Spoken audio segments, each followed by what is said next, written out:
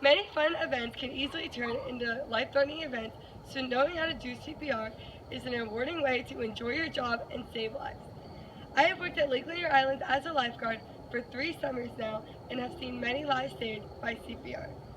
According to the American Heart Association, more than 326,000 people a year have cardiac arrest outside of the hospital. By learning CPR, you can help save more lives every year. Cardiac arrest happens more than you think and it can occur at any time. Today I am here to demonstrate the steps you need to take to perform CPR so that you are prepared to save a life if you get into that unfortunate situation. In order to perform CPR successfully, you need to first alert the staff for backup, then remain calm, and third, perform the simple steps of CPR. All these steps are important, so let's start with alerting others. Depending on your surroundings, there's many different ways you could do this. If you work at a neighborhood pool, you would first start the CPR process and then tell a bystander to call 911. There is almost always a bystander. If there's not a bystander, you would call 911 first and then begin CPR, because once you begin CPR, you can't stop until EMS arrives and takes over. If you lifeguard at a big water park with a lot of people like I do, you would first blow a long, strong, and loud whistle. Then you would begin CPR. The whistle will send all of the other staff members running towards your way to help assist with the rescue. The manager would also call 911 at this time. After you alert others, you need to remember to remain calm.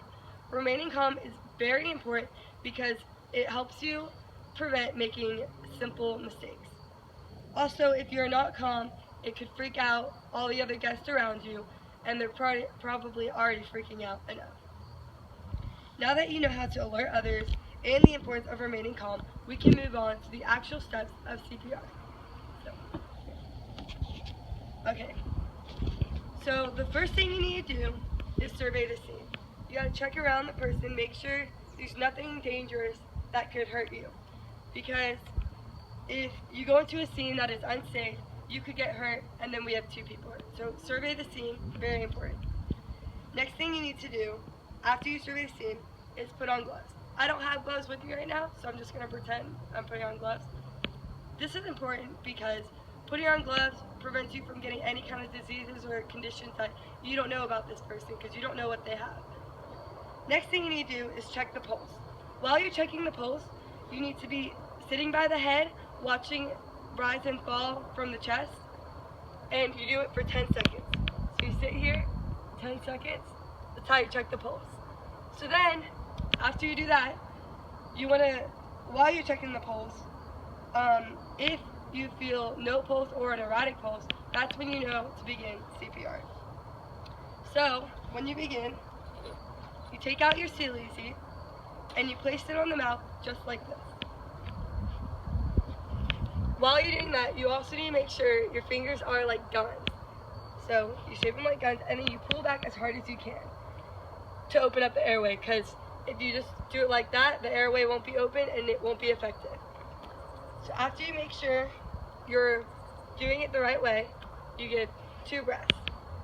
After you do your 2 breaths, you move to the side of the person, move their arm into a way you need it to be positioned, put one knee at their hip and one knee at their armpit. Then you need to make sure you're like up straight. Take your hand, go like this with your hands and fingers. And you need to make sure your arms are completely locked out, because if you're doing CPR like this, you'll get tired real fast and it won't be effective. So, just like this. Then you do 30 chest compressions. It's really important that your body is aligned the way exactly like that, because if it's not, it won't be effective and you'll just be wasting time. So after you do the 30 chest compressions, you go back to the head and do 2 breaths, then 30 chest compressions and 2 breaths. You do that over and over again until EMS arrives. If you're doing CPR with more than one person, you'd have one person at the head, one person at the side of the body, and you'd want to switch out positions every 5 cycles of CPR, because doing chest compressions over and over again gets exhausting. This was a really short lesson of CPR, and since we're limited on time, there's a lot we didn't cover. But you can find more information on CPR at firstaidtrained.com, or you can check out this nice lifeguard book called International Lifeguard Training Program. It has a lot of things you can know more about saving lives in this book and online. Today I taught you how to perform CPR in case cardiac arrest happens to someone around you, or if you are applying for a job that requires you to know these things. And you will also be able to save a life, which is great. Remember, CPR will save their life, but before you begin, remain calm so you can prevent making a mistake, and you also need to remember to call for help. Statistics show that thousands of people go into cardiac arrest outside of the hospital. So by learning CPR, we can all save more lives every day.